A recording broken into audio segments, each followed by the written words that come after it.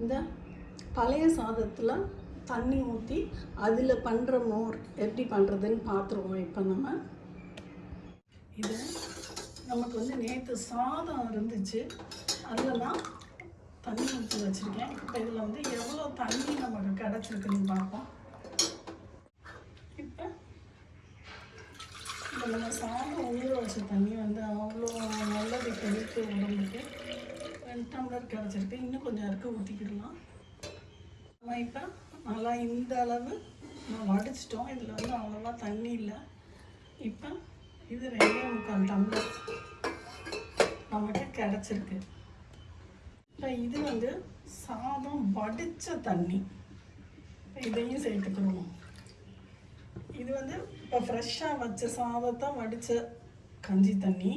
இது வந்து நேற்று சாதம் மீது இருந்ததை நம்ம வந்து தண்ணி ஊற்றி வச்சுருக்கோம். இப்போ இது மொத்தம் இது 3 டம்ளர் வந்துருக்கு. இப்போ இன்னும் கொஞ்சமே இருக்குது இந்த கஞ்சி தண்ணி. இப்போ 3.25 டம்ளர் ஊற்றிடுறோம். இந்த சாதத்தில் நேற்று நான் உப்பு போட்டு தான் தண்ணி ஊற்றிருந்தேன், அதனால் நம்ம இதில் பார்த்துட்டு உப்பு போட்டுக்கிறோம். இதில் தயிர் 1 டம்ளர் எடுத்துருக்கேன். கூடவே நம்ம எடுத்துக்கலாம், ஏன்னா இதில் வந்து 3 டம்ளர் தண்ணி இருக்குது. அதனால் இந்த மிக்சியில் போட்டுக்கணும்.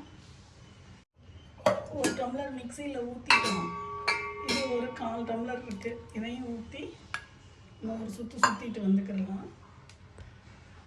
இப்போ நம்ம இந்த மோரை இந்த தண்ணியில் ஊற்றிடலாம். மோரை அடிச்சிட்டோம். உப்பு மட்டும் பார்த்து செக் பண்ணிவிட்டு நம்ம இது பண்ணிக்கலாம். இப்போ உப்பு மட்டும் பத்தலை, உப்பு மட்டும் போட்டுக்கிறேன்.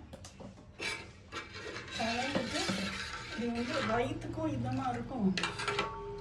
இது வந்து பழைய சாதத்தை அந்த தண்ணியில் வச்சா அந்த மோர் கஞ்சியும் மிக்ஸ் பண்ணியிருக்கோம்.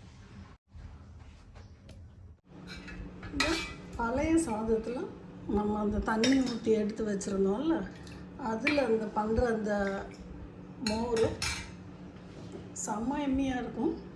நீங்களும் ட்ரை பண்ணி பாருங்கள் ஃப்ரெண்ட்ஸ்.